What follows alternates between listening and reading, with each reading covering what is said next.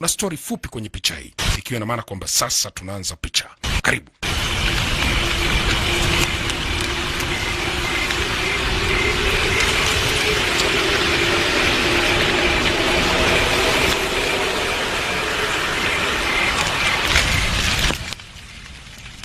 Do you hear that, Jeremy? Hear what? Jeremy, unasikia hiyo? Jeremy anasema nasikia nini? Akaambia hiyo nyimbo inayotoka msituni huku. Jeremy alisikiliza kwa makini. Akamwambia mamake, I can hear it now. ni kweli anaisikia sasa hivi. Huyo ni msichana Wolf anaimba, yani msichana mbwa mwitu. Hiyo story yake ilianza muda mrefu sana, kwamba kulikuwa kuna kuhani walikuwa wakimuita Nikodemasi. Aliongeza jeshi la maskini ili kuikomboa nchi takatifu ya Yerusalem. Nikodemasi pia aliwakonvizi wakulima pia wakajiunga naye, na wengine wasiokuwa na tumaini walijiunga naye kuelekea kwenye kaburi la Yesu Kristo. Mapema sana alipata wafuasi 100. Wakiwa njiani kuelekea kwenye nchi ya Yerusalem, mapema sana yani chakula kikawa ndo msiba na janga kubwa la chakula. Ikawa ni adhabu kubwa dhidi yao ya wafuasi hao.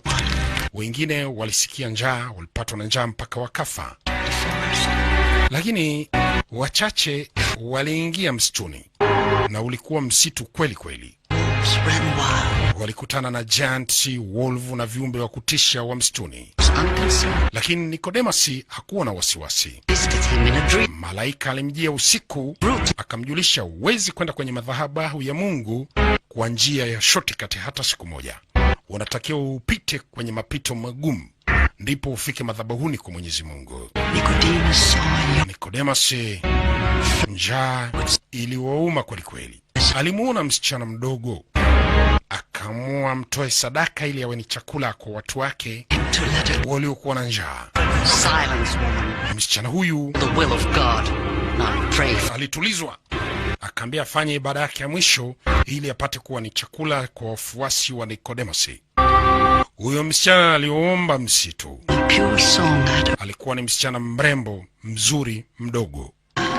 Tumaini lake ni kwamba msitu umlinde. Msitu una walinzi wake. Ulitambua msichana huyu hana kosa, ikatuma washirika wake kwa ajili ya kumsaidia binti huyu asitolewe sadaka na Nikodemasi. Nikodemasi alipojaribu kufanya hivyo, basi mbwa mwitu walimpitia. Muda sio mrefu, Nikodemasi alikuwa yuko chini, piga kelele, akaambia kwa sababu umelala na Beelzebul ndio maana umekuwa mchawi namna hii. Msichana huyu alimjibu Nikodemasi na kumwambia ni bora kuwa na kampani ya mbwa mwitu kuliko kujenga urafiki na binadamu. Nikodemasi aliuawa, alimezwa. Msichana huyu alipotea na hao wolves wapo msituni forever, yani milele, hakuonekana tena. Jeremy alimuuliza mama yake, je, bado kuna wolves kwenye msitu? Mama akamjibu Jeremy na kumwambia hakuna wolves, mbwa mwitu hawapo tena. Siku hizi kwenye dunia hii mbwa mwitu wamegeuka wamekuwa binadamu, yani binadamu wamegeuka wamekuwa ni mbwa mwitu. Kwa hiyo wapo. Wakati tunaambia kwamba binadamu wamegeuka wamekuwa mbwa mwitu, basi ndipo tutapoanza picha yetu kwamba mbwa mwitu hawapo. Siku hizi binadamu ndio wamegeuka na wamekuwa mbwa mwitu, mzee mkubwa. Ni kweli. Hebu ngoja tuangalie picha hii na story ambayo tumeipata kwa mama huyu ambaye yuko msituni huko muda mrefu pamoja na kijana wake. Alikuwa na maana gani kuongea hivyo? Kuna msichana mmoja, huyu anafanya kazi kwenye kampuni ya construction, kampuni ya ujenzi. Muone mambo haya. Akiwa kama sekretari mkuu. Wanafanya kazi za ujenzi, wanapokea contract mbalimbali. Lakini msichana huyu ana shida kidogo. They have a problem with the delivery. What can I do? Tatizo ni delivery, nifanyeje? Akaambia hiyo ni kazi yako bwana. But that's what I'm doing. Ndio najitahidi kukamilisha hivyo. You need to be tougher. Akaambia lakini unatakiwa kuwa mgumu. Otherwise, basi nitamtafuta mtu achukue nafasi yako tafadhali. Unajua Martini yuko hapa. Anatamani nafasi yako kweli kweli. He can be Kwa hiyo ukishindwa kurekebisha tatizo hilo, basi akaambia nimlete kesho. Akaambia hapana, kesho nitalii. Akaambia basi inakuwa ni bora kesho ulishughulikia hilo tatizo, la sivyo nafasi yako nitampa huyo Martin. Binti huyu kazi yake kidogo ina shida. Kwa mbele alimuona mbwa yuko hapa, alimwangalia kwa jicho namna hii. Lakini wakati huo kuna mtu alikuwa akimsumbua kwa simu, wanamuita Alex. Inaonyesha kwamba ni mpenzi wake. No, I couldn't call you back. Bwana, siwezi kupigia simu tena baadaye. Leo niko kwenye wakati mgumu sana. Kuna kazi za watu zinazingua kidogo.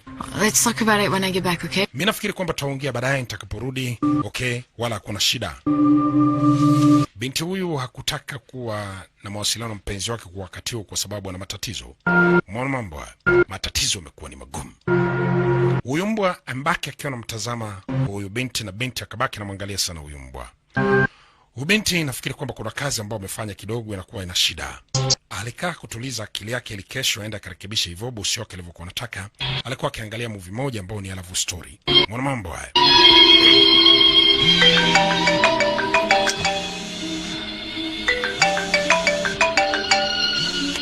Mwana mambo haya. You have a strange power over me. Whether it's love or not. Alexi bado aliendelea kupiga simu wakati binti huyu hakutaka kuongea naye kwa sababu kwa sasa hivi hayuko kwenye mudi ya kuwa na mpenzi. Hayuko kwenye mudi ya kuwa karibu na mtu yote. Yuko kwenye mudi ya kujiandaa ili kesho ajue jinsi gani atakavyorekebisha tatizo lake. Hata usingizi siku hiyo haukuja. Aliacha simu yake pale geto, akaenda kwenda kuchamba koo. Labda kupata 2-3-1-2 ili apate namna na jinsi atakavyorekebisha tatizo lilikuwa limejitokeza kwenye kazi yake kwa siku ya kesho. Mdao ilikuwa bado ni usiku, ameacha simu nyumbani. Alitembea huko na kule atafuta mahali ambako kuna baa, kwa nini na mazumuni kidogo kuchamba koo ili aweze kupata mawazo mapya kwamba atafanyaje kwa siku ya kesho. Mbona mambo haya.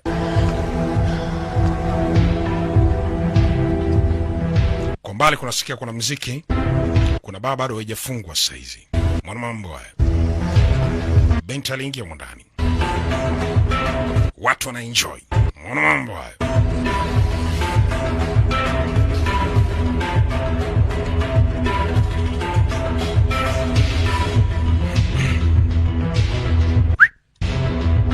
Basi binti mrembo tu ana shida. Anahusika kwenye masuala ya ujenzi. Dada nikusaidie? Can I have a mojito? Binti aliomba pombe na majito. Asa binti akaangalia kuna bwana mmoja alimvutia. Huyu bwana anacheza. Kuna staili yake moja anachezaga hivi. Anacheza staili za kibongo bongo mzee. Zile staili za kingarinaru zile. Wow. Hey, mojito hii hapa kambia asante. Binti aliendelea kumtazama mtu huyo, alimvutia, lakini bado kuna mtu mwingine wa pili. Vipi binti, huko kuna date na mtu? Akambia hapana. Mambo? For your drink? Vipi, nikupige na pombe? Akambia nafikiri kwamba niko fine. You Russian? Wewe ni Mrusi? Wewe ni Mpolandi? Binti asema mimi ni Mfransi. French act. Lakini kwamba wewe sio mwigizaji wa Kifaransa sio? Akambia hapana. Binti anasema ni French. Akambia kama vile hauko vizuri. Vipi inakuaje baada hapa tuondoke? Akambia bwana inatosha, hebu niache bwana wewe. Mbona unanzoea sana? Okay, right? Wewe unaongea tu bibi. Miss Universe. Unajiona kwamba wewe ni Miss Ulimwengu nini wewe? Time to give up. Basi ni wakati wa kuachana naye. Uone kwamba unamboa? I'm not. Akambia sijadhani kwamba mimi namboa. For me and my girl. Akamwagizia pombe kabisa glasi nyingine. Huyu bwana kama mnongoneza huyo Mwamba alisikia na kuondoka. Lakini wakati huo mtu huyo anapoondoka alishaagiza pombe 2. Bado alikuwa anamlazimishia binti anywe pombe kwa bili yake. Dada akamwambia si asante. Akamwambia karibisho. Huyu mshenzi makalio yake wananisumbua. Umemwambiaje? Batenda kaleta pombe 2. Vipi nikupe kinywaji? Yeah. Okay, kwa nini hapana? Lakini aliagiza huyu mshenzi makalio yake aliondoka, akamwambia okay nashukuru. Ngoja tunywe. Yeye hayupo hapo. What did you say to him? Umemwambiaje mpaka akaondoka? I told him to change his deodorant. Akamwambia nimemwambia badilishe deodorant. wanacheka. Basi akaondoka. In this fantastic place. Unafanyaje sehemu nzuri hivi? Akaambia amekuja kwa supervisor wa kuhusu masuala ya ujenzi kwenye project mahali fulani. Kwa hiyo kwa usiku ameamua tu aje apate achambe kwa kidogo. Akajikuta yuko hapa. Coincidence. Vipi? Nimekuona kuwa unacheza. Unacheza muziki ambao ni asili sana. Vipi? Kama ni vipi tucheze wote kwa pamoja? Hakuna shaka. Mimi niko hapa kumtembelea ndugu yangu kaka. He's not Yuko pale, hayuko vizuri. his girlfriend just died. Demu wake amekufa tu muda sio mrefu kwa kansa. I'm sorry. Oh, pole sana isei. Akaambia lakini ndio maisha hayo. By the next round. Basi raundi nyingine nitanunua mimi. Kama utakuwa unahitaji. Binti akaambia hakuna shaka. Ingekuwa ni vema ununue. Basi wakajirusha, kamzoea mtu huyu, alikuwa amemuona kamsaidia dhidi ya mtu alikuwa akimsumbua muda mfupi uliokuwa umepita. Mambo hayo.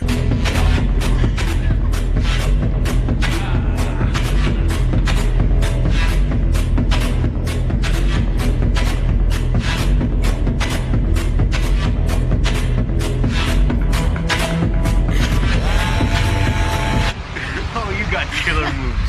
No, Basi baadaye wakawa wamezoeana sana, wakawa wamefika mpaka nje, wakala mpaka fegi, wanachoma spot hizo, Western spot.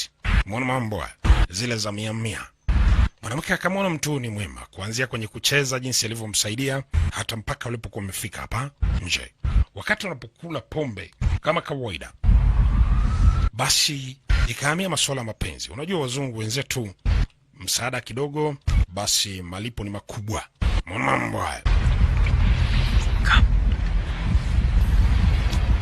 Basi akamchukua mpaka mahali alikuwa mpaki gari yake mtu huyu. Kampeleka binti hapo. Mwana mambo haya. Mapenzi yakaendelea.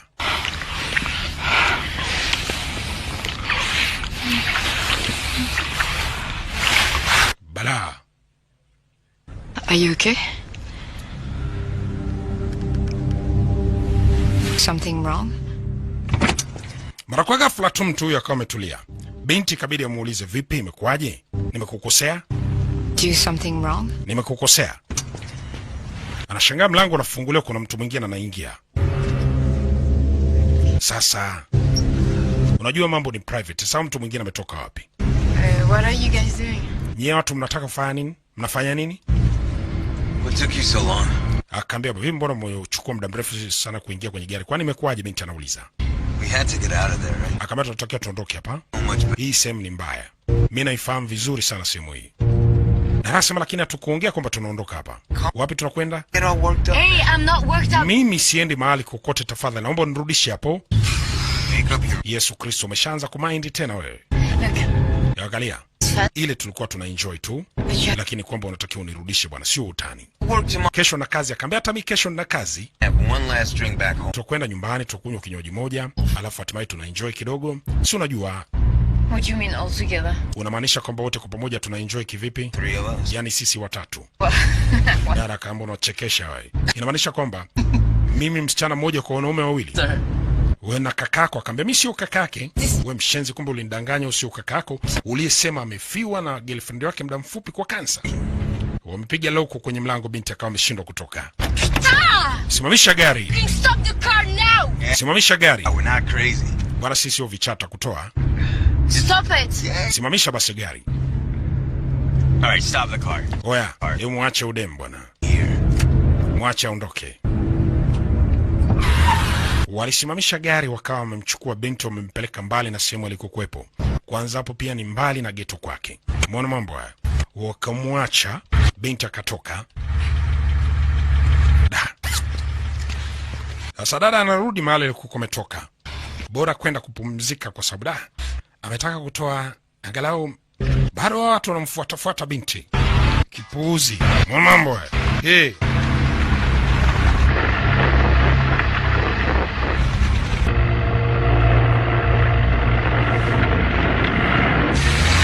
Bala. Ikawa sasa ni matusi sasa. Mwana mambo haya. Wakaondoka, wakamwacha binti. Mwana mambo haya. Hey. Sasa binti mahali alikuwa kumpelekwa ni mbali. Inabidi aingie kwanza sehemu fulani hivi. Kuna kijisupermarket fulani hivi. Alafu kwa nje kuna wanauza mafuta. Muona mambo haya. Sasa ili kupata namna ya jinsi ambavyo anaweza kupata usafiri wa taksi, basi akarudi zake nyumbani. Hi. Can I make a phone call? Vipi naweza kupata simu? Nimesahau simu yangu. Nataka niite taksi. You're not gonna get a taxi now at this hour. Huyu mzee akaambia huwezi kupata taksi kwa muda huu. I close up here in about 20 minutes. Kitu kama dakika 20 mimi nafunga hapa. Unaonaje basi nitakupa lift nikurudishe mjini, akaambia itakuwa ni vizuri. In the meantime, Basi kwa muda huu ambako unanisubiri, nenda kuna free check hapa. Kuna product za wakubwa na wadogo ziko hapa. that great empire of China. Vyote vimetengenezwa na Great Empire of China. Kwa hiyo wewe unaweza kuangalia tu ukaenjoy. Wala ili usikutie tabu, kuna shida. Mambo. Hen hao. Min hao. Hen hao. Tong Chui. Hen.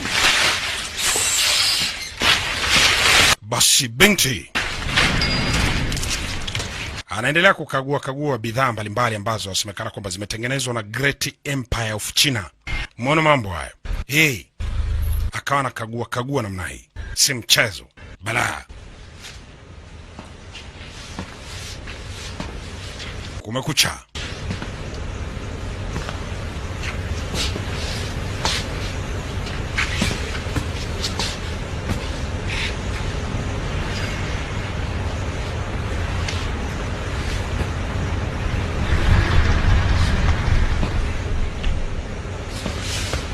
Basi da.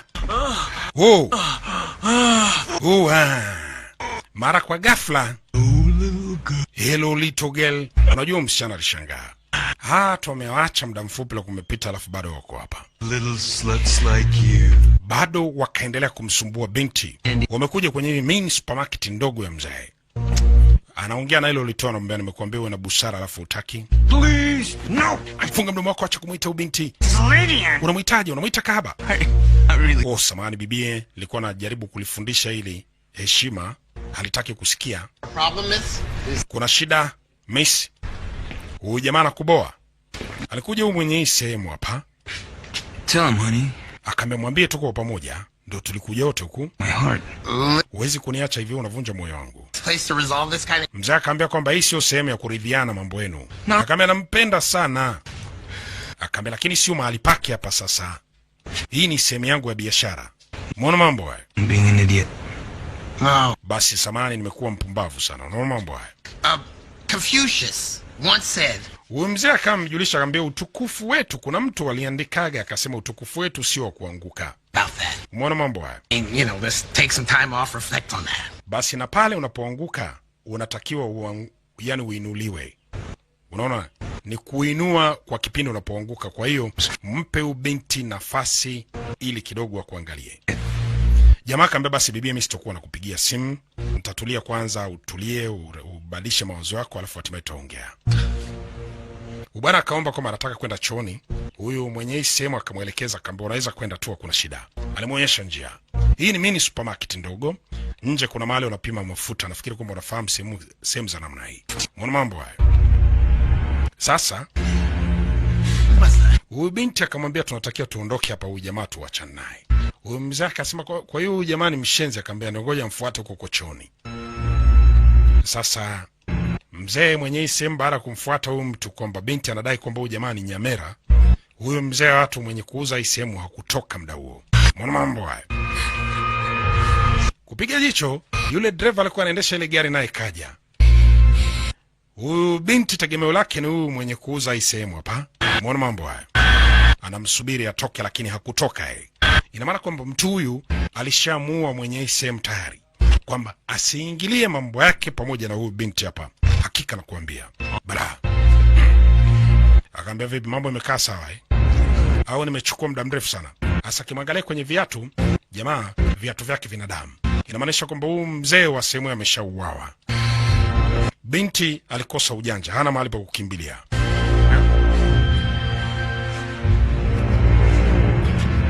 Alimwangalia mtu huyu, akaulizwa vipi, una njaa? Binti haongei chochote. Umeona Ubara akachukua na pesa za mauzo ambazo mzee watu alizokuwa amepata muda mfupi kumepita. akamwambia binti lots of cash, yani pesa nyingi. Akachukua na pombe aina vodka. Night is young. Akaambia usiku tuondoke zetu. Binti asema mistaki kuondoka. Dada watu analia. Wewe sogea. Inabidi umchukue kibabe. Muda huo hakukuwa kuna mtu yote wa karibu wa kumsaidia binti huyu. Tatizo ni kwamba huyu binti simu yake aliacha nyumbani. Unajua hakutaka kero za huyu boyfriend wake alikuwa anamsumbua kwa sababu alikuwa kwenye wakati mgumu. Alitaka kuwa peke yake kwanza ili kesho asolve ile issue bosi wake alikuwa anampigia kelele. Lakini matokeo yake basi akawa mkutana na vibaka wahuni. Au sio?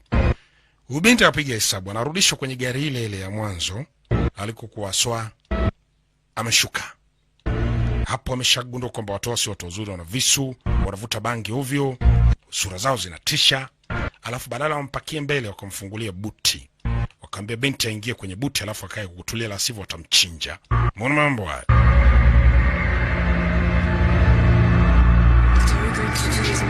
Anaambia mnanifanyia nini? Akaambia hamna kitu. Wewe ingia tu hapo kwenye buti. Mbona mambo haya? Bena sema please let me go. Please. Niacheni niondoke. Piga shoti ubinti.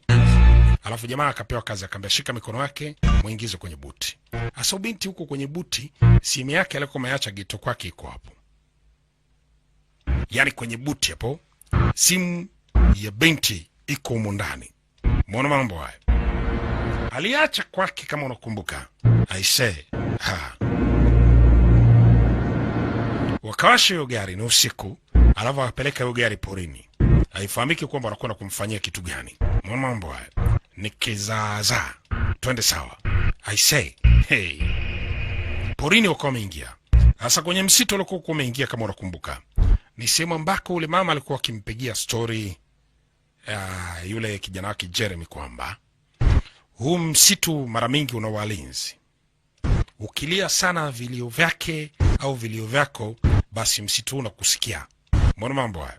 Msitu huu haupendi vitu vya kikatili kama vile alivyokuwa akifanya ukijaribu kufanya kwa binti mdogo yule bwana walikuwa wakimuita Nicodemus, yule kasisi kuhani wa dini alikuwa akiwa na wafuasi wake wakiwa wanaelekea kwenye mji wa Yerusalemu. Umeona mambo haya? Hautaki mtu anafanya vitendo vya ajabu. I don't think I can do this. Sasa huyu bwana kumbe ana tabia moja. Anawateka mabinti wadogo au hata mwanamke yote anapompatia chance ya kimteka, anakwenda kumfanyisha ngono, alafu anachukua video anauza. Muone mambo haya. Asa anamjulisha mwenzake kwamba yeye ndiye atakayefanya hivyo kwa sababu kuna watu wenye kamera. Huyu jamaa akasema mimi sitaweza kufanya hivyo. Think it's wrong. Nafikiri kwamba tunakosea. Kumteka mwanamke na kwenda kumfanyisha vitendo vya ngono tunamrekodi. Hizi movie za X hizi itakuwa haipendezi, tuachane naye. Jamaa akachukia. Sorry. Mwenzake hataki kumpa support. Muone mambo haya. Ambao wameshaingiwa na baridi Nafikiri kwamba wote tumeingiwa na baridi, tunaogopa. Tunahisi kama vile tunakosea. Sasa cha msingi nafikiri What you need? naye kitu ambacho hakika unakihitaji. Shy. Kama unaona aibu, basi hebu tumia hii hapa. Viagra. Hiyo ni Viagra. Viagra ni aina fulani madawa ya kulevya. Porn stars use this. Ambapo wanasema wacheza X na movie za X, yani porn star, huo wanazitumia hizi kwa ajili ya kufanya ngono. Run. Ili usisikie pia aibu ukitumia hii. Basi kuna kikosi chake ambacho kiko tayari. Wakati huo binti atakuwa ameshavua nguo zake, amefungua miguu yake iko wazi. Think I can get it. Alafu wewe unatakiwa kufanya shughuli hiyo. Sasa unacheka. Kwa hiyo ukitumia madawa hautakuwa unaogopa kumfanyia vitendo vyovyote vya kinajisi wa mtoto wa kike. Business. Akaambia unajua sinema ni biashara kubwa sana. You can see at all costs. Yaani maana yake sinema inatumia gharama zote. Lakini usipoweka vitu kama hivi hapa sinema, watu wengi huwa watovutiwa kuangalia picha hiyo. Kwa hiyo ni kwamba ikiwa na vitendo kama hivyo hapo, basi tunatakiwa tu kusema focus. Focus. Ongea kwa sauti. Focus. Louder. Ongea kwa sauti. Focus. Kwa hiyo alimpa mzuka kusema focus, kwamba watafocus kufanya kazi hiyo, wala kijana hatusita kumfanyia chochote huyo mwanamke. Hakika wana rekodi sinema na kila kitu kitakuwa kiko sawa. Wakawa wanaendelea kuingia katikati ya barabara ambayo inaingia kwenye msitu ambao kunaonekana kuna viumbe walikuwa wakifukuzana kama jinsi ambavyo tunafahamu kwenye misitu mjomba. Usiku kunakuwa kuna viumbe wa hatari. Viumbe wakubwa basi wamekuwa wakiwatumia viumbe wadogo kwa ajili ya chakula. Na purukushani zilikuwa kama ifuatavyo. Mbona mambo haya ni kizaazaa. Sasa kuna kiumbe kaona mwanga huu hapa. Na huu msitu kumbuka una mambo yake makubwa, sio msitu wa kawaida. Ni msitu kweli. Huyo kiumbe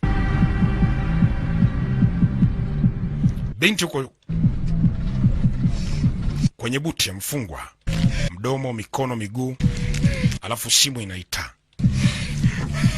Ile simu iliyokuwa huko ndani kwenye buti inaita. Waje wafungulie muziki kwa sauti.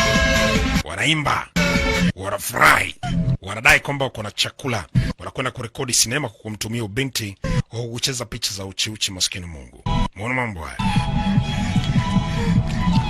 Asa binti alivyofungwa mikono, akashindwa kupokea simu. Afungwa mdomo, anashindwa kuongea. Akaamua kubonyeza hiyo simu hivyo hivyo, akaipokea. Angalieni bosi wake anapiga simu. Binti akapokea kwa mdomo. Hello? Hello? Wewe unafanya nini? Unasemaje? Sikusikii binti. Watu wanasema yani kuonyesha ishara kwamba uko kwenye hatari. Labda umfuatilie kwa kutumia GPS kwa sababu wenzetu simu zao wanatekaga location za GPS muda wote mahali kokote anapokuepo. Sio za kwetu tunazimaga hata mtu ili asijue mahali ulipo. Muone mambo haya. Za wenzetu location ya GPS yara iko ni masaa yote. Mahali muda wote sehemu na tukio linapotokea basi ni rahisi kufuatiliwa. Sasa hao viumbe wanakimbizana msituni.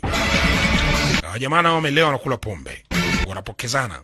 Kosa la huyu jamaa kupewa pombe akafuta kwa sababu mwenzake alianza kunywa. Jamaa kazima redio. I don't have AIDS. Jamaa akamwambia mimi sina ukimwi. Si unajua? What's your problem? Tatizo lako ni nini? Do I disgust you? Does my mouth? Na kuzingua? No, not at all. Mdomo wangu unakuzingua? Akamwambia hapana. For drinking. Kwa nini umefuta hiyo chupa kabla ya kunywa? Akamwambia si tabia tu. Mtu akiweka chupa mdomoni akimpa mwenzake unafuta. Not at all. Kwa hiyo mimi nakuzingua? Akamwambia hapana. Kwa hiyo kama mdomo wangu sio shida, nakupa kinywaji nilichokuwa nimetumia mimi unafuta hapo kwenye mdomo wa chupa. Basi unanipenda?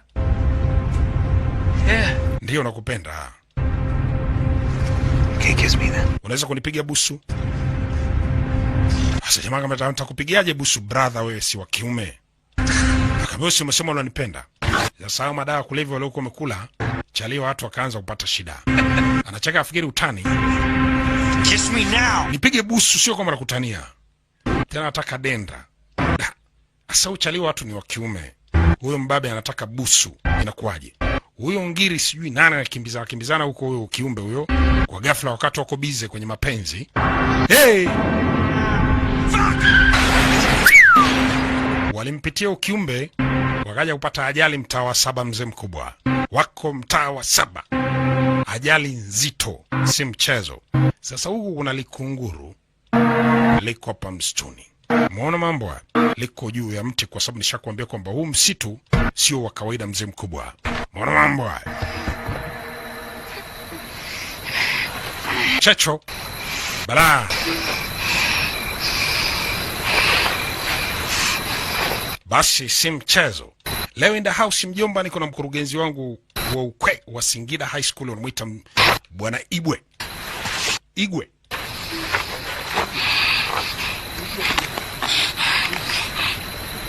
Igwe. Si mchezo. Mbona mambo haya? Kama jinsi nilivyokuwa nimekujulisha mwanzoni pale ulipokuwa unatangaza kwamba unatakiwa kumpeleka mwanao Singida High School kwa ajili ya kupata elimu bomba kabisa mjomba, si mchezo. Mbona mambo haya? Hakuna shaka. Na utaendelea kuona tangazo hilo kwenye movie zetu mara kwa mara, wala usiogope, hakuna shida. Kwa ajili ya kupata elimu bora kabisa Singida High School hakuna tatizo. Hawajawa bara kupata ajali. Mbona mambo haya? Binti alichoropoka kule kwenye buti akapata chance ya kukimbia. Umeona hiyo ndio ilikuwa salama yake, lakini mjomba kwenye msitu ni kwerere. Ni kwelele. Hutakaoamini. Bala.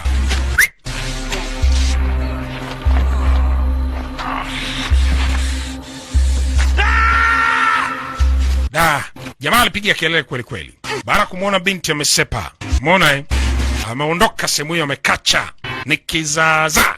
Wow! Sasa babako ameumia tumbo, kuna kitu kimestaki kwenye tumbo anadai.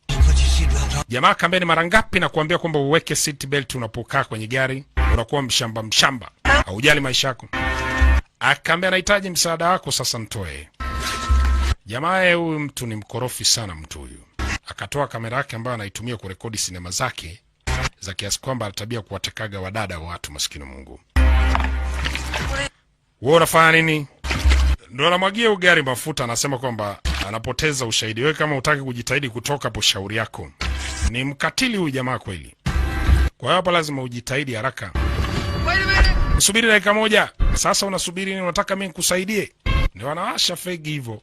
Ukikaa hapo, jamaa tu alifikiri atapewa msaada, alichomoka eti mwenyewe. Jamaa mkorofi kweli kweli huyu. Ni nyamera. Akawasha hiyo gari moto.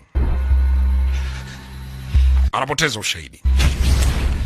Na akambia twende, wanakwenda kumfuata huyu binti, manake wanajua hawezi kwenda mahali kokote kwenye msitu. Wacha waanze kumulika namna hii. Mbona mambo hayo? Da. Ama kweli safari moja waanzisha nyingine, mzee mkubwa. Da. Inamaanisha kwamba ni kimbembe. Binti amefungwa hivyo mikono. Naona miguu yuko fresh. Mikono na mdomo. Anambia changamka bwana. Jamaa anasema lakini na jeraha hapa. Twende. Baraka ende anataka aende akamfanyishe nini? Ngono na huyu binti ili achukue kamera au anapiga picha. La sivyo issue itaisha. Hey. Oh, come on.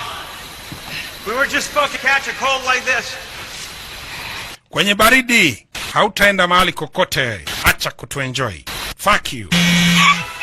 Mara simu ya yule binti bwana ikaita. Ilibidi aitupe alafu akache. Sio naye ni mshamba. Bana angezima sauti, weke silence ikavunjwa. Kwa hiyo hakuna msaada wote kwa bibie. Sasa walicheka kafurahi. Tena akaona huko msituni ndio wanaweza kuchukua movie. Manake movie walikuwa wanataka kumfanyia binti ni movie ya ajabu. Mbona mambo haya? Mshakula maviagrao, mapombe. Kwa hiyo sasa wanamzuka. Jamangu kamata huyo dem. Dem si amefungwa mikononi nyuma. Kwa hiyo kukimbia pia inakuwa ni shida. Dada akaambia uende mahali. Anakuja kuchungulia binti hapo chini ni mbali. Kuna maji. Akutana na jiwe, kisiki ni yeye. Akajitosa. Kuliko afanyie ubaya, wacha kafie huko chini. Alijitosa maskini Mungu bibie. Hutakaoamini. I say. Wao hawawezi kwenda kwa staili ya namna hiyo. Kwanza walishangaa. Da. Kamwangalia huyu jomba huyu. Inabidi wabadilishe njia, waelekee sehemu ya mbele kwenye mto huu ili waende wakaangalia msituni hapo, alafu ni usiku. Umeona ni kizaza. Si mchezo. Wow.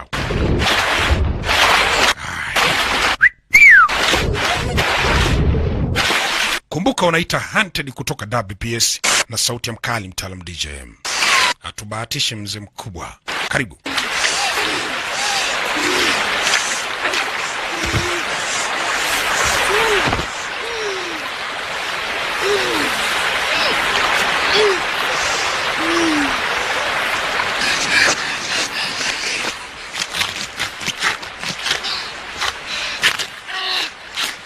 Dada ni mkatili, basi akakata kwa kutumia jabali. Yaani amekata zile kamba alizokuwa amefungwa kwa kutumia jabali kijanja. Basi vizuri. Hapo ndipo atakapofungua sasa mdomo wake wa magundu aliokuwa amempiga ili kuzuia ukelele wote ukomba msaada. Sasa binti uko huru. Mtoto wa kike kwa sasa hivi mzee mkubwa yuko huru. Sasa angalia kizaazaa chake mzee mkubwa. Si mchezo. Wow. Balaa.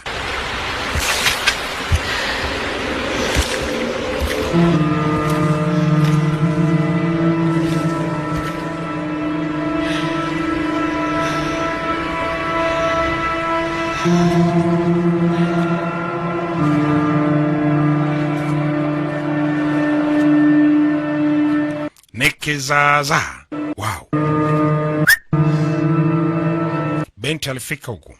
Alafu cha ajabu huku binti anaongea na hawa viumbe tena vizuri. Nahisi kama vile msitu kwa sababu unachukia vitendo vya kikatili.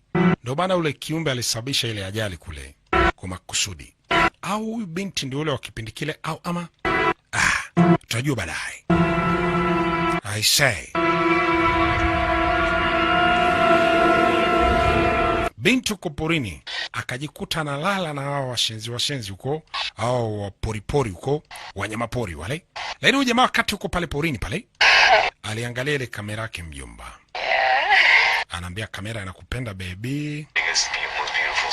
Nionyeshe bonge la tabasamu. Anaangalia ile kamera vitu ambavyo matukio ambayo alishayafanya. Umeona ya kudai kwamba anampenda mwanamke fulani, binti watu wanamuonyesha upendo, alafu mwisho wa siku mimi nataka kwenda, yani mwisho wa siku huyu jamaa ndivyo jinsi alivyo. Ya kujenga urafiki na mwanamke mahali anakuja kukutana naye, alafu mwisho wa siku anakuja kumfanyia ukauzu. Kama huyu hapa jinsi alivyokuwa amefanyiwa. Hii ni moja ya rekodi na moja ya tukio ambalo bwana tayari kabisa alikuwa ameshalifanya. Amerekodi pale kwenye ile kamera yake. Anataka kutengeneza sinema matukio ya kikatili dhidi ya wanawake. Unaona mambo haya? Wewe unashafanya kila kitu ulichokuwa umeniambia unataka ufanye, akapanua miguu yako mshenzi mkubwa wewe. Bwana anaangalia ile kamera. Jinsi tukio la mwanzo ulikuwa umelifanyaga ambalo yani ndio kazi yake, sio tu tukio la mwanzo. Ashafanya mambo mengi, tena mengi sana. Hutakaoamini. I say. Bibi huko msituni amelala kule, amelala na viumbe pori wale, wanyama pori. Wanamkubali. Kwenye ile pori bwana, ukija una shida zako unasaidiwa. Tena wanyama ndio wakusaidia mzee mkubwa. Umeona unapata msaada hapo mzee mkubwa. Sasa wewe uliyekuja kwa ajili ya kufanya mambo ya ajabu kama Nicodemus alikuwa anataka kumtoa sadaka yule dem siku ile. Subutu kwamba Mungu hapendagi shortcut za namna hii. Huwa adhabu lazima ikuangukie mzee mkubwa. Angalia mambo haya. Binti huyu alilala mpaka pambazuka asubuhi kwenye msitu mkubwa huu. Umeona anakuja kukurupuka. Manake unajua unaweza aliamshwa na kunguru huyo.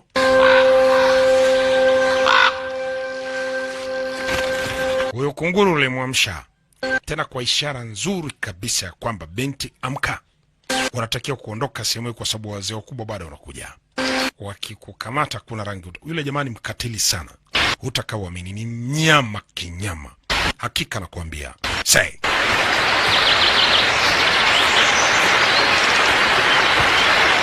Wanaita Hunted kutoka WPS Wasafi.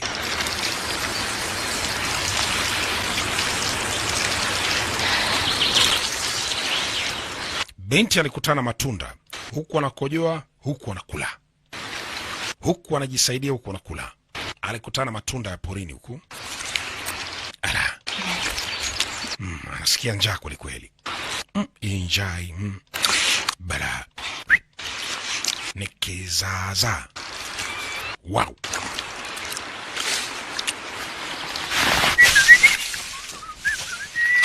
Jamaa wanakuja wanapiga mluzi ovyo. Umeona babako tumbo alifai. Jamaa sema unatuchelewesha bwana. We'll never find her in here. Akaambia hatuwezi kumpata huyu. Tunatakiwa tuondoke hapo bwana. Maana natakiwa ni shono. Did she see our faces? Yule demo aliona sura zetu? Yes. Akaambia ndio. Haven't you ever watched? Ulishaangaliaga TV wewe? Foster home, that's all. Akaambia mahali alikolelewa ndio kazi alikuwa anafanya kuangalia TV muda wote. Akaambia sasa ili kumkamata huyu dem basi lazima tuingie akilini mwake. Tuwe tunawaza kama yeye anavyowaza. And I know I'm gonna... Mimi ni kama tu mshenzi leo kwa nimepotelea hapa msituni. Mimi nifanyeje? Mimi sijui. No. Jamani mtani ujui? I don't know what the fuck I'm gonna do because I'm scared shitless. Mimi sijui cha kufanya kwa sababu mimi naogopa. Pumbavu, unaogopa? Anamwingilizia.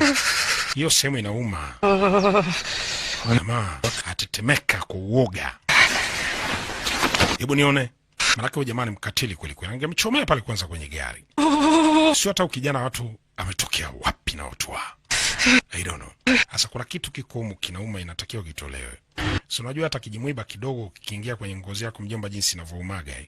Sasa huku kuna kitu limezama liko humu ndani. Jamaa alitoa kwa kidole kikatili. Jamaa anasikia maumivu kinyama.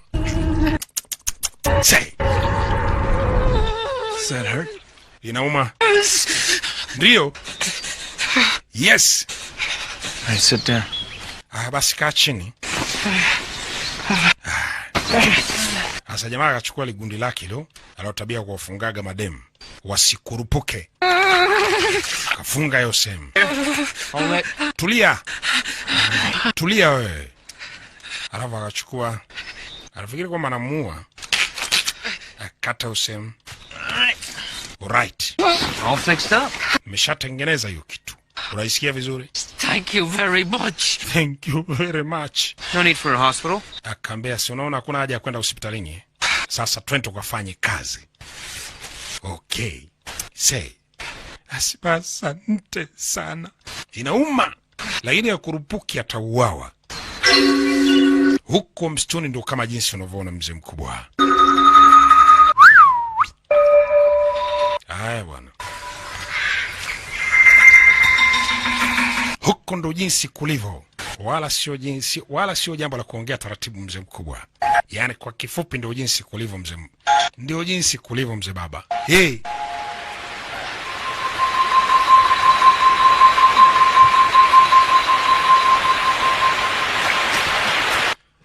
Wajomba wako upande huu hapa, binti uko upande ule kule.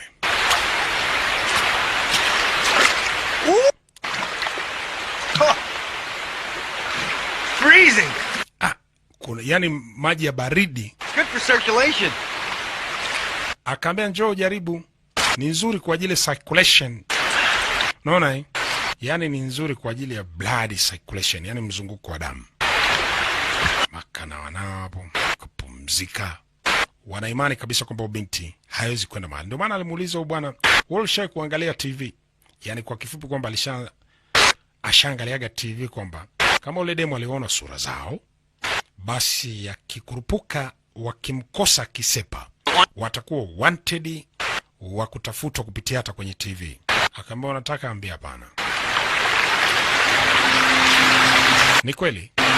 Mtakuwa mkitafutwa yani wanted kupitia hata kwenye TV, sura zenu zitakuwa zikionekana kule. Kwa hiyo binti sio kumwacha wala mahali pa kwenda, mahali kokote hataki kwenda. Hivyo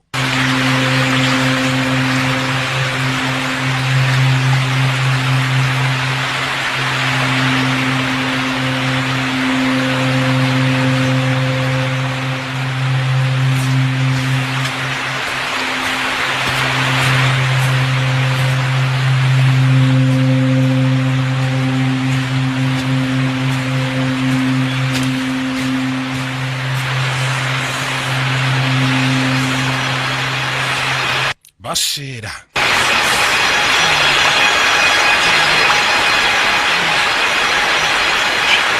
Hey. Hey, hey. Wamwona binti anapita huku. Maskini Mungu. Yule pale. Akamenena kamkamate chap. Yani kimya kimya. Oh. Ni kumdaka chap. Kavaa viatu haraka haraka maskini Mungu. Yule pale anapita. Wakavuka mtoni taratibu, jamaa anavuka. Huyu jamaa ni mgonjwa.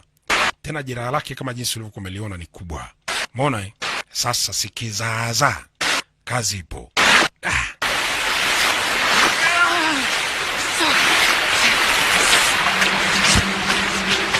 Binti yule hajashtuka maskini Mungu. Atembea tu hata hajui mahali anapokwenda. Wanae. Sasa kumekucha. I say.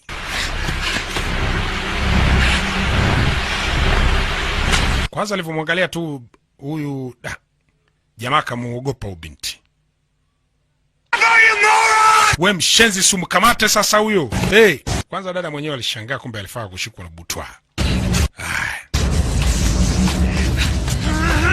Jamini kwamba watu wamekuja mpaka huku mzee. Wanae. Sasa kuna mahali pa kupanda kwenye kijilima fulani hivi. Hebu simama. Kitu. Ewe. Huyo jamaa sijui hali yake. Kumekucha. Wanae. Nikizaza. Twende sawa. Bala. Haya, kumekucha mzae. Twende. Hey. Bala.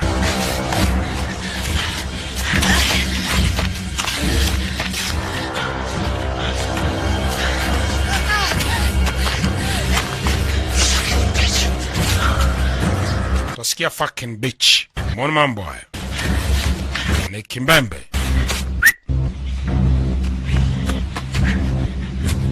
Kwanza walipokuwa wamekuja hapo juu, walishangaa hata huyu binti haonekani. Ameshapotea. Hayupo.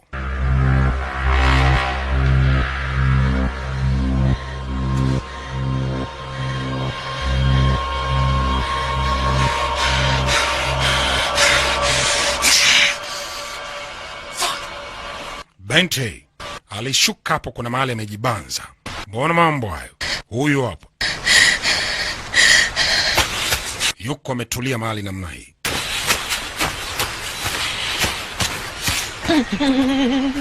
Jamaa sasa hali yake mzee. Anasikiaje maumivu maskini Mungu da. Wataisha hapa. Jamaa kaza kwanza buti. Are you crying? Unalia? Shut up, Andy. Jamaa anaitwa Andy. Kambia Andy, funga mdomo wako. Then you let her get away? Akambia mara kwanza umenifanya nimesababisha ajali kwenye gari. We mshenzi, alafu mara pili umemwacha udemu ameescape. We ni mshenzi, unanilaumu we. Nyonga. Jamaa kamwacha. Chalia na hasira. Ulikuwa utakiwa ongea na mimi kama hivyo. Jamaa kambia basi mimi sitokuita Andy tena.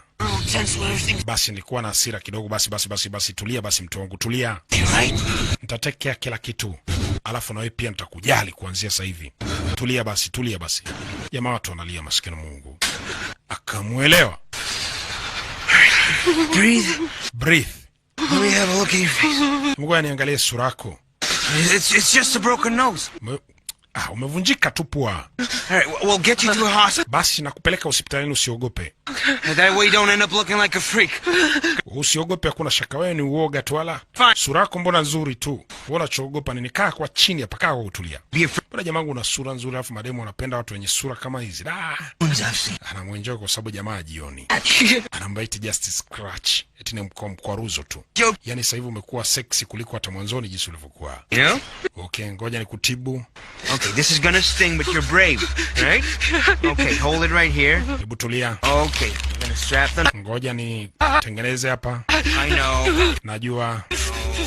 Sasa kamfunika na hiyo salt tape. Doesn't get Hiyo masking tape hiyo. okay? Funika mpaka macho.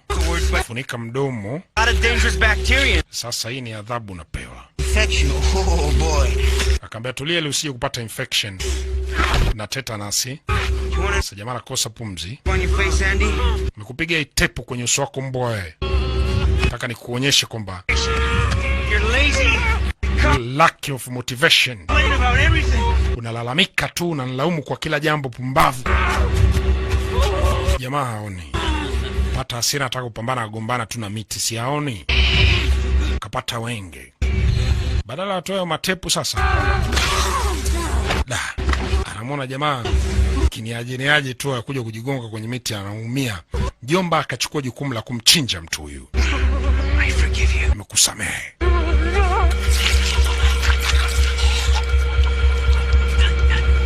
Basi amemsamehe huku anamchinja. Akampiga beto. Bareke kwa mkwi ya sirire. Asa mwamba huyu katili akabaki peke yake. Na nafikiri kwamba kiza kinaingia tena kingine hapa msituni. Mbona mambo haya? I say. Dada yuko wapi? I don't know. Yupo huku. Umemwona ametulia zake, ana shida maskini Mungu. Shuli ni pevu. Ni kizangazanga. Wow.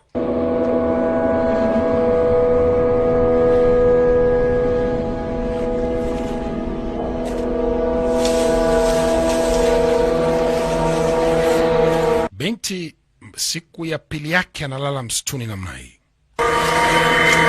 Alijifunika majani kote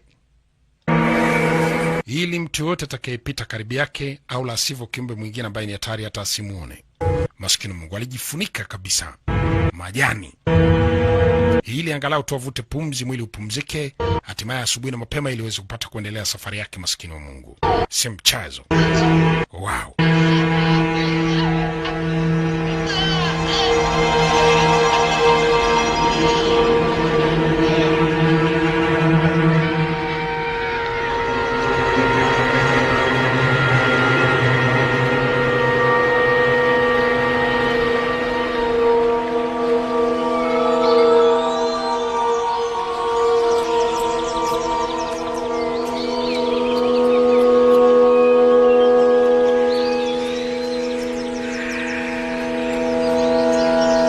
Binti kwenye msitu uko salama sana, kwa sababu msitu haupendagi mtu mbaya, unakusaidia wenyewe na viumbe wake hapa.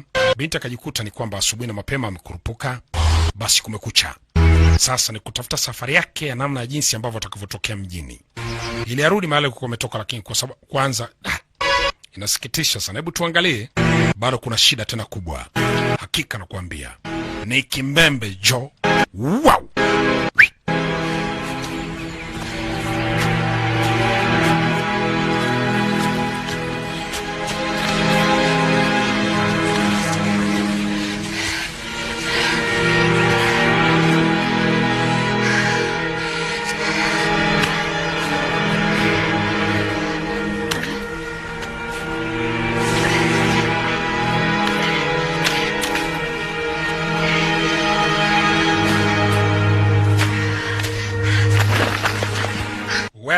Ukienda chini huko, hiyo ni majanga. Ikabidi binti ajitahidi kwanza, akae huko vizuri, alafu hatimaye basi aendelee kusogea mbele taratibu namna hii.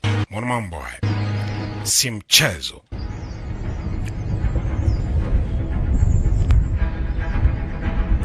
Yuko juu ya jabali refu, anachungulia huko na kule, lakini kwamba ukiangalia hapa mjomba, basi uone kwamba mji hata uko wapi.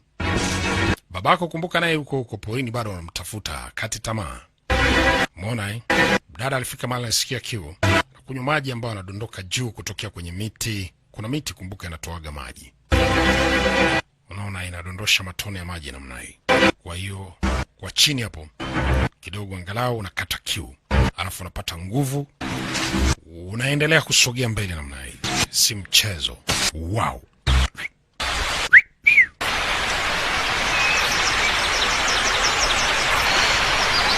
Bado msitu umefunga.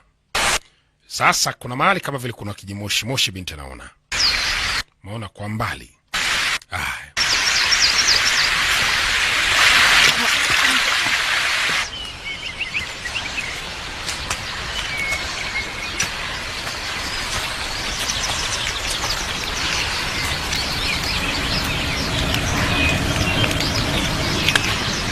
Boy.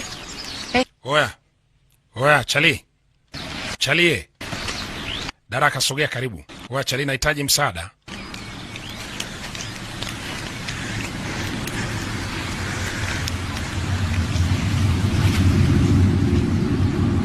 Ila anashangaa. Kwanza kaona kama vile kuna mtu uko pale.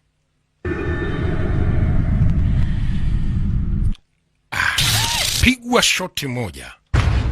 Basi dada akatulizana.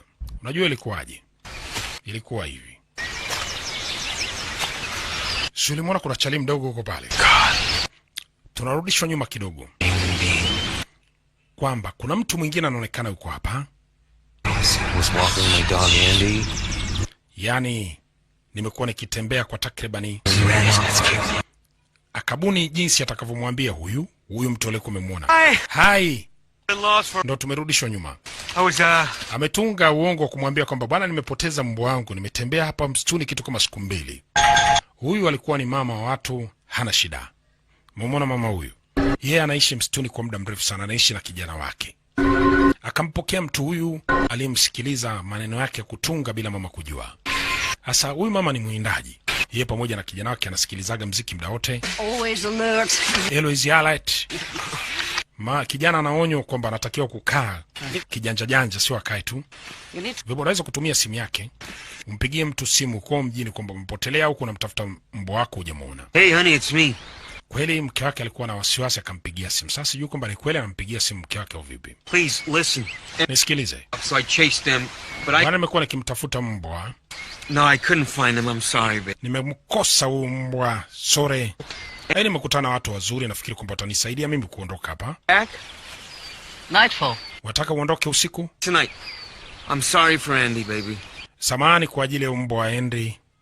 I should hang up now. Nakata simu. Andy mwenyewe sio mbwa. Wala hakuna mtu anampigia simu. Andy ni ule mshikaji wake aliyemuua. Women never get married. Akaambia wanawake hawaolewagi. Help with anything? Kamwe hawaolewi wanawake. Ndivyo jinsi anavyomwambia. Anamwambia ule dogo bila mamake na dogo usikia. Sasa What are you doing? unafanya nini? Watching porn, huh? Unaangalia movie ya X? No, I'm playing video game. Na cheza video game. It's fine by me. Kwangu inakuwa ni sawa. Lakini kwa mamako akijua kwamba unaangalia movie za X unadanganya kwamba unacheza game. Haoni aibu? I totally understand with so many sluts around. Huoni aibu kwamba mtu alikuwa pa around tu Video games? ni video game nacheza tu, ndio hivyo, sio kitu kingine. Mimi sichezi hata X. You get Kwamba akaambiwa ni shoga. girls? Akaambia pana, mimi sio shoga, mimi napendaga madem kinyama. That's some great movies I can show you if you want. Akaambia mimi naye movie kwenye kamera yangu ya ukweli kabisa naweza kukuonyesha. Kwamba wasichana wanapiga kelele kimaukweli, sio hata wanaakti. Anamwambia utaangalia, nitakuonyesha hiyo movie. Ni kweli hizo movie zake anazorekodi wasichana wanapiga kelele kweli, sio kwamba wanaakti ndio wanaofanyia maunyama. Kwa hiyo hii ni siri yetu, wala usimwambie mtu, tutakuonyesha. Hao utulia. Baadaye huyo mama ni mwindaji, nachoma nyama, akaandaa diko. Very good. Jamaa kalisifia kweli kweli. Bila kumbuka, tumerudishwa nyuma jinsi huyu bwana, jinsi ule binti alivyokuwa amemkuta ule dogo pale, tukarudishwa nyuma jinsi mambo yalivyokuwa. Huyu anaulizwa mbegu, huyu mbwa wako ni aina gani? Maana mbwa wanakuaga wa aina zile breed zao. Huyo mmoja alikuwa amesema potelea hapa msituni. Oh, I don't know actually. Akaambia mimi sijui. The bastard. Labda tu ni mwanaharamu tu huyo mbwa, kwa sababu tu nilimuokota basi nikampa jina Andy. I liked him a lot. Mshenzi kabisa mbwa. Nampenda sana. Mama akaambia sawa. You might find him again. Akaambia nafikiri kwamba umtafute tena. I doubt it. Hata mimi nahisi hivyo, labda nimtafute tena huyu mbwa. Hakunaga cha mbwa hapo. What are you doing out here, camping? Mnafanya nini hapa? Mko camp? Well, Akaambia tunajiandaa na mwisho wa dunia. to survive in our house. Bwana, si tuna survival, namna jinsi ya kusurvive msituni na viumbe hatari. Akaambia raha. Kulala alafu kula nyama mbichi ambazo hujapikwa, mimi sijazoea, wala mimi siwezi kuendelea kukaa hapa msituni mama. Hakujifunza kuishi msituni na viumbe hatari. Huwa anasikilizaga tu, anaweka tu rekodi tu kwenye masikio yake, anakula muziki. Wewe unaishi karibu na maeneo haya? Ujamaa akasema hapana. No, my wife and I were just Mke wangu na mimi basi si ni watalii tu huku. In Europe. Tutembelea bara la Ulaya hapa. Mama akamwangalia machoni, anamperemba akambira. Utalii gani na mambo hayo unayosema wewe? Aambia ndio. It's not forbidden. Kwani inakatazwa? No. Mama akamwambia haikatazwi. Kutalii na mbwa ni sawa tu. Jamaa akapata hasira. Mama anauliza maswali sana. Manake ni mkatili. Hamoja nikakojoe. Kumbe What did you do? we, kwa hiyo tofauti na Walking your dog? utalii, kumtafuta mbwa kumstuni, unafanyaga shughuli gani? Huyo jamaa asema anatengeneza movie. Huko anachukua mshahara. Movie? Walking your dog in the wilderness? Movie? I make movies. Movie ndo anatengenezaga.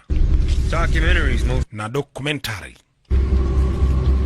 Chukua documentary kwenye maeneo fulani, piga picha mazingira.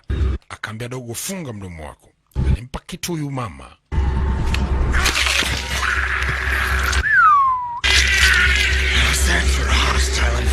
Hivi ndio jinsi ya kuishi msituni na viumbe hatari. Shenzi huyo ananihoji maswali pumbavu. Akamuua mwanamke bwana. Mama chini. Huo dogo ana kazi tu kuangalia picha za X, sikiliza sauti za milio ya wanawake huko kwenye simu yake, ashikwa na butwa, akili haifanyi kazi vizuri. Maana kuangalia na picha za X mjomba kuna athiri akili. Umeona nakaa tu kama boya. Dogo akaingia na uoga kweli kweli. Mbona mambo haya? Hey.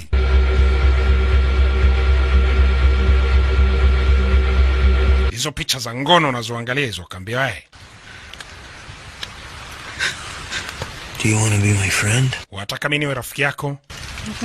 Dogo anasema ndio. Cool. Tena alivyomuona udogo anaangalia picha za ngono, na ile jamaa ana tabia kuwatumia hata wanaume kama wanawake, si mchezo. Parashuli, mamake amedanja. Sasa ndo tunarudishwa sasa kule tulikokuwa tumetoka, kwamba huyu binti alivyokuja paliona damu, aliona mtu amelala yule mamake, naye ndo akatekwa. Ndivyo jinsi ilivyokuwa. Kwa hiyo tunarudishwa mahali tulikuishia kwenye picha. Hivi ndivyo ilivyokuwa. I say. Basi tunaendelea picha yetu. Turudishwe nyuma kidogo jinsi mambo yalivyokuwa. Asante. Yep. Binti baada kupigwa shoti alitekwa. Umeona eh? Amka. Jamaa anachukua piga picha, si mzee wa sinema huyo.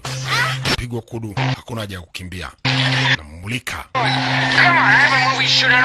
Akaambia kwenda wapi? Mimi nataka nipige picha hapa. Anachukua movie. Oh. No.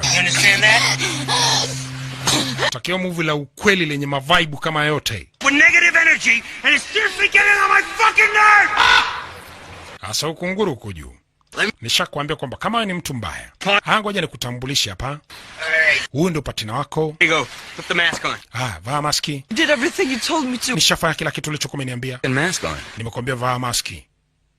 Vaa barakoa. Sasa hivi. Do you see what I have to deal with?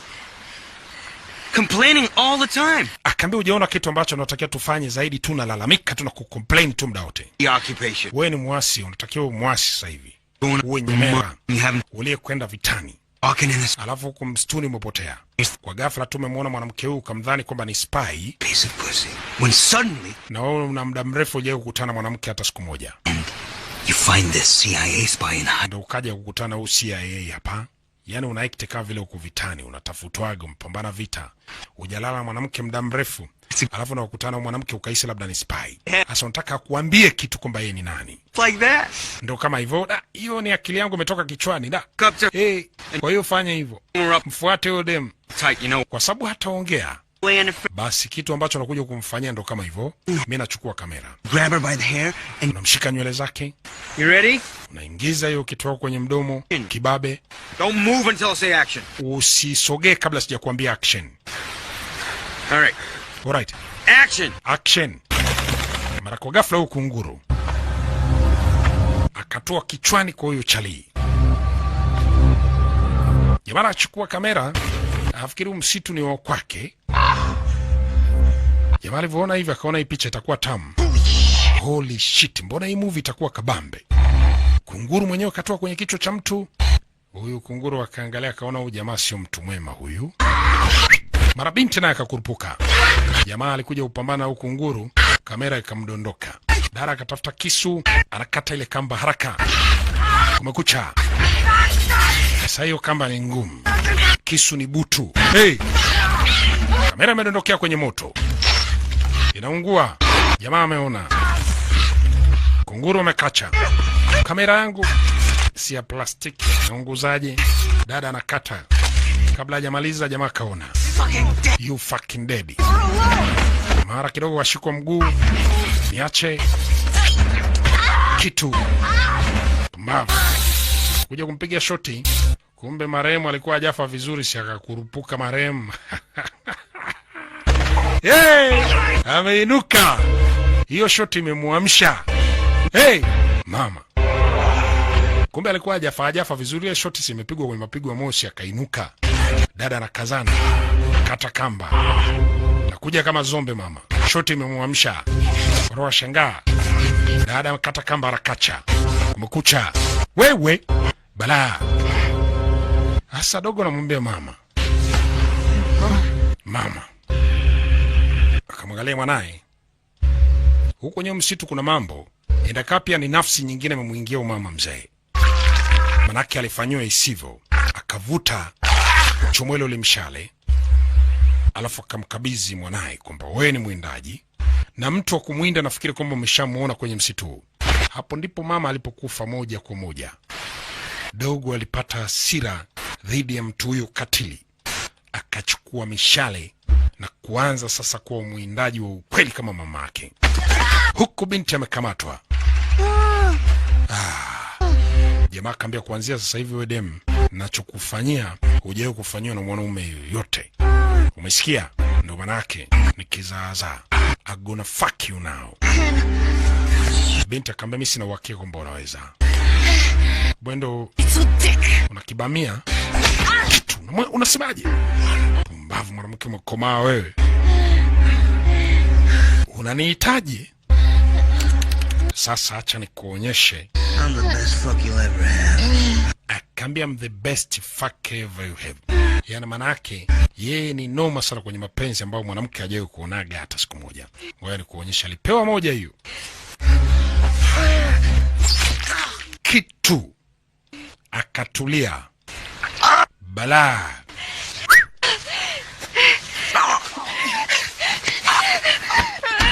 Kwenda. Dada moto.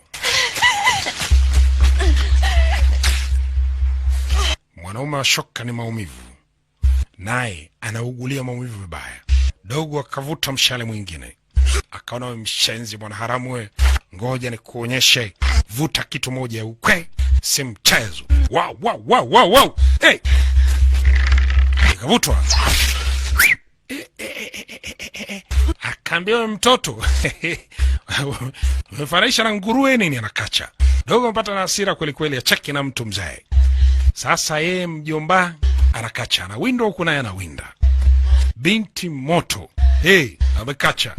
Yuko hoi binti abani. Si mchezo. Say.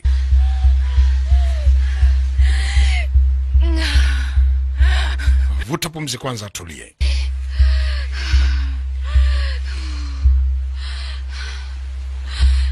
I say, ni kizaazaa.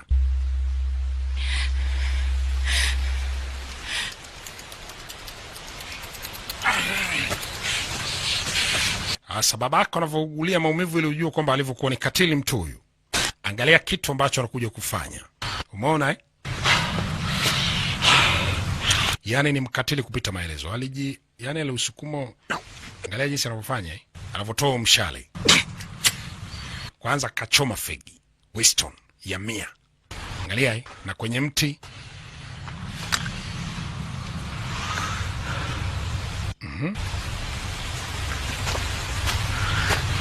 Kakaa site ya mti tena vizuri kabisa. Hapa mti si ndio hapa.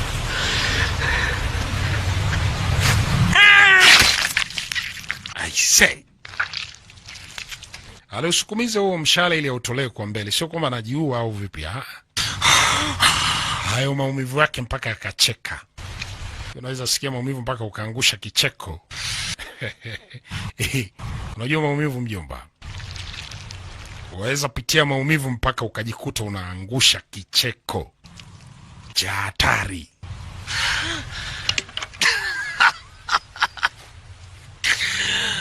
Oh yeah.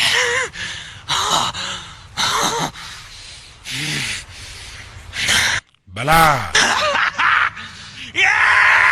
Yeah. Yes. Menisikia mimi bitch. I'm gonna find you. Takupata. Alafu nitakuua.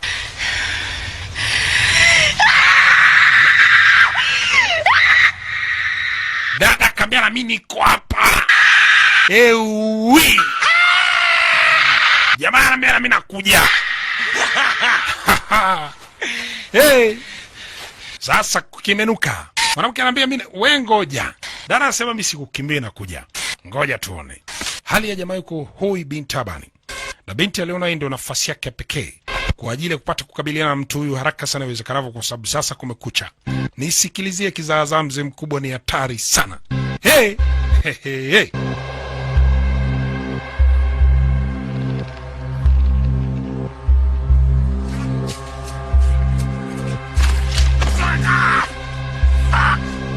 Oh fuck. Fucking forest. Ala. Dada nafikiri anamkimbia mtu tena. Shaona huyu jamaa huyu ni kukabiliana naye. Sasa nao fito. Hapa msituni bwana. Huyu jamaa hali yake ni hali mbaya.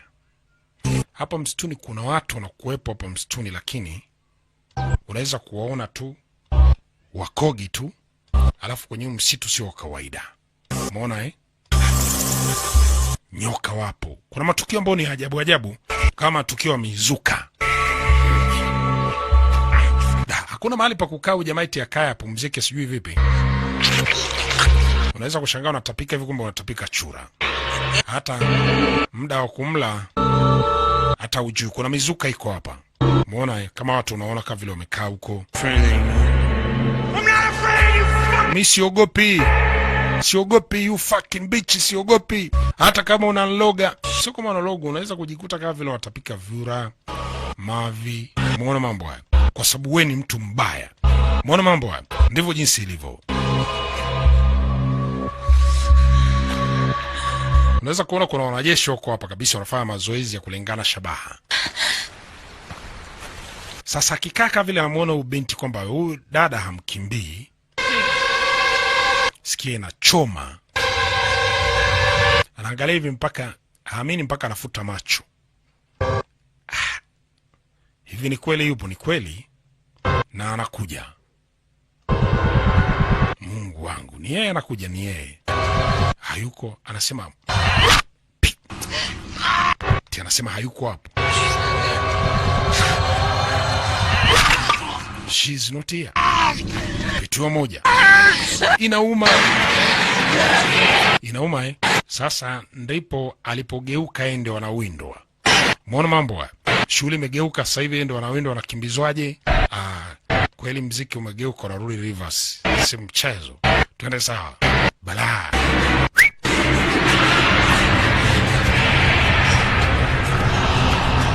Nikizaza. Muona mambo haya.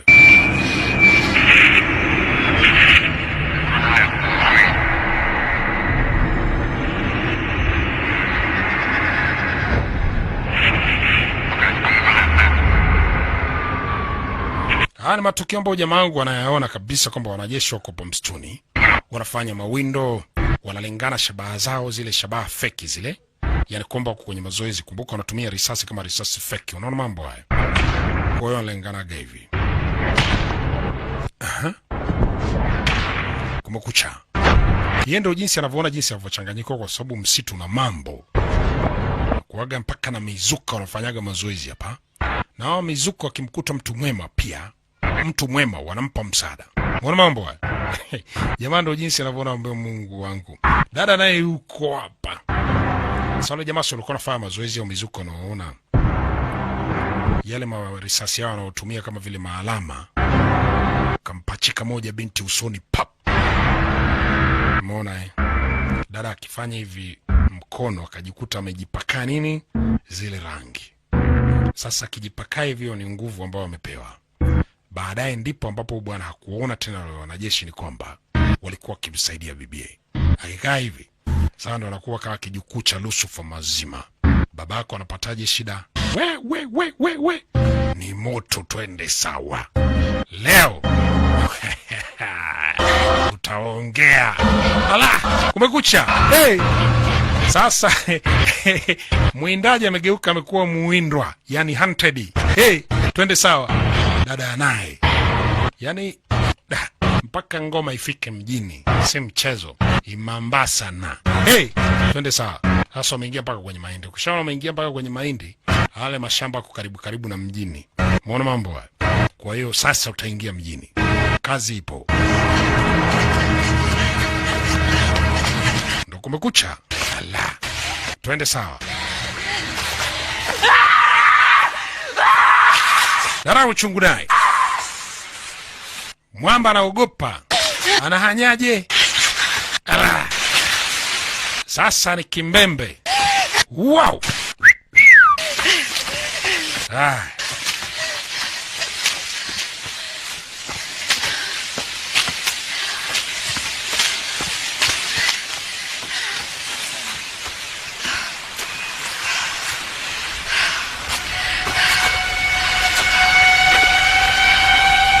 Hapo sasa mzee mkubwa. Hapo ndo penyewe.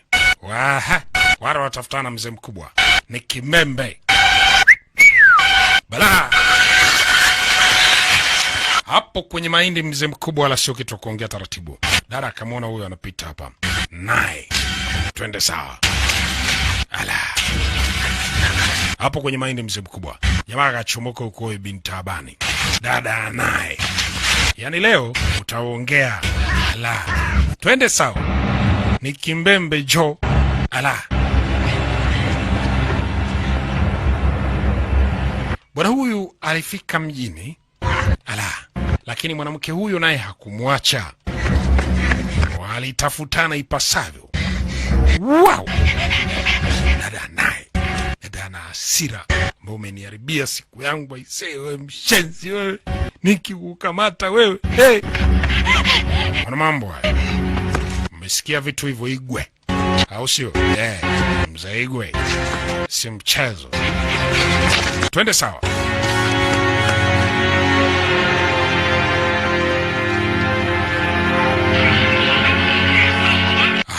Kuna bwana mmoja kwenye gari yake alikuwa anaangalia movie mpaka anapandisha midadi.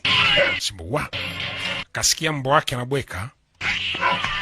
Kuangalia shit akaona ni kibaka huyu. Alafu jamani security hapa. Kaambia ulikuwa utakiwa atakuwa hapa leo wewe. Leo umekamata mwizi wewe. Listen dude, Sikiliza. I'm gonna have to ask. Mimi na mazoezi. Can't you see I'm wounded? Nimeumia. Nahitaji msaada. Nyuma yako. What's going on? Nini? Trying to kill me, do something. Anataka kuniua, fanya jambo. Weka chini hiyo fimbo wewe. Weka hiyo fimbo. Hiyo fimbo wanaita club. Ndio jinsi anavyoita. Do something. Fanya kitu wewe, mwanamke mbaya. Basi askari huyo akajitetea. Akamwacha mtu mbaya kwa sababu hakuelewa. Yes. Kamata yule. Rudi hapa wewe mshenzi. Pigwa moja. Pua yangu. My nose is fucked. Pua yangu imefakdi. Umeona mambo hayo? Look at the kitchen, shall we? Hebu njooni tuangalie ni ndani. Huku karibu na mjengo. Kwenye jengo ambalo unafikiri kwamba watu walikuwa wakitaka kununua jengo hili au kulikodisha mtu na mkewe. You're having your breakfast? Hapa ni sehemu ambako mtapata chai. Kid, he's having his... Labda mtoto wako anakuja chap. Mtoto wako, ngoja nataka nikuambie jambo. Hii sehemu to raise a child. ni nzuri sana kama una watoto wa kulea. Yaani kama watoto ni wadogo. Mara kidogo mwanamke ameingia ndani. Fanya jambo. Akaambia kwa hiyo ndo mtoto we. Bwana kutwaki tena watu kuja hapa. Sehemu nimeshauza hii. We nini tena we? Jamaa wajui. Kumekucha. Hiyo nyumba sidhani kwamba itanunuliwa tena, maskini Mungu. Manake ni vita mura. Mbavu. Watu wakashangaa. Kamata wewe. Unafanyaje? Ngata taarabu. Ngoja. Dara tafuta zana. Kwenda mshenzi mkubwa wewe. Sasa nitakuonyesha. Ngoja nikusaidie. Unanikacha hivi hivi alafu unanikimbizaje? Kukaba. You fucking whore. Dada alipambana hivyo hivyo, maskini Mungu. Watu hawa sio wapambanaji, wakabaki wanaangalia tu kwa sababu ilionekana kama vituko. Na ndivyo kumbe umoto umetokea mbali kweli kweli. Kuanzia msituni huko mpaka huku dada watu bado wanapambana. Jamani kuja kupata fahamu. Kila mtu kohoi bin Taabani. Naona mambo haya. Sasa ni Kimbembe. Twende sawa.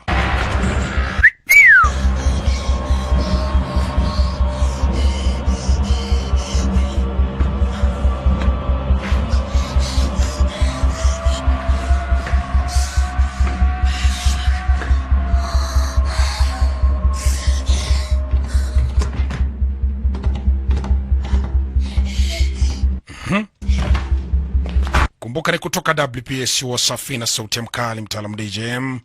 Namba zangu za mawasiliano kama jinsi nilivyokuwa nimekujulisha ni 0678 095 458. Ni vita. Ala. Twende sawa. Bala.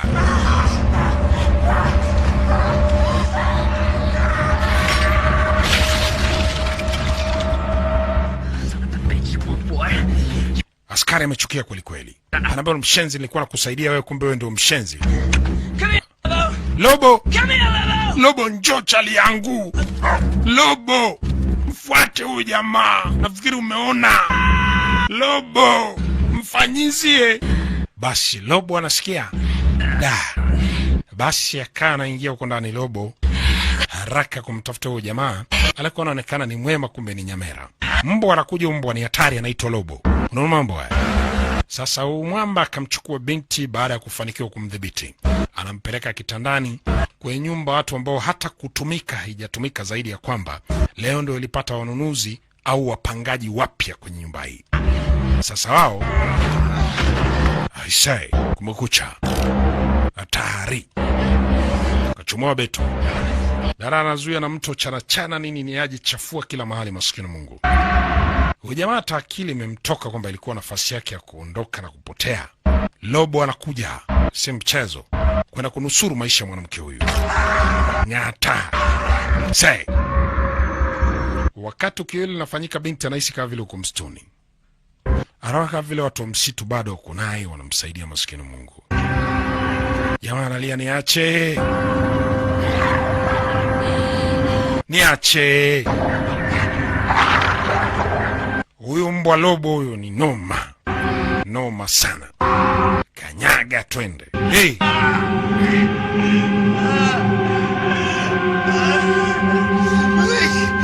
Wait, I'm sorry. I'm really sorry. Anambia, please, I'm sorry. Wait.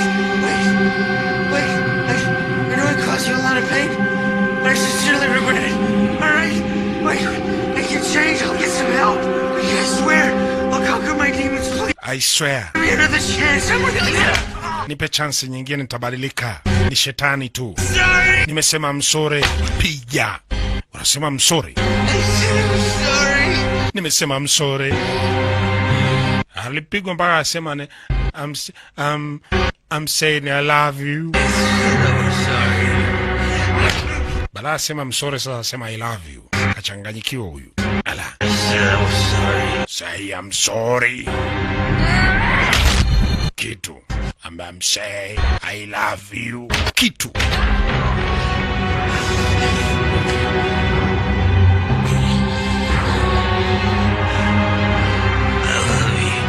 I love you. Will you love me? Piga mtu huyu afe. Basi mwanamke huyu alimnyonga mtu huyu, ambaye tu ndo kama balaa ambazo unaweza kukutana nazo kwa siku. Umefanya huko kwenye shughuli zako, huko kwenye mihangaiko yako, basi unakutana mabalaa mengine tofauti, maskini Mungu. Ni kuua tu kilichokuwa kimebaki bloody full. Nyonga mtu mpaka dakika mwisho afe, ili shughuli ishie hapo mzee. Ala.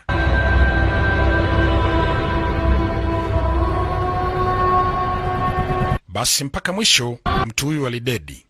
Habari yake iliisha ya siri. Dara akaamua kumkili maskini Mungu kabisa.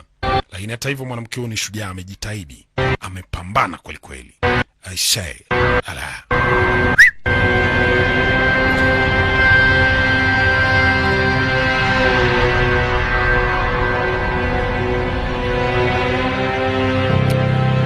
Sijajua endekane ule binti wa msituni wa kipindiko, I don't know. Lakini ndivyo jinsi mambo yalivyokuwa. Muona mambo haya. Hiyo ndo kazi ya binti aliyokuwa ameifanya maskini Mungu, ili kukwepana na kimbembe na balaa kubwa namna hii.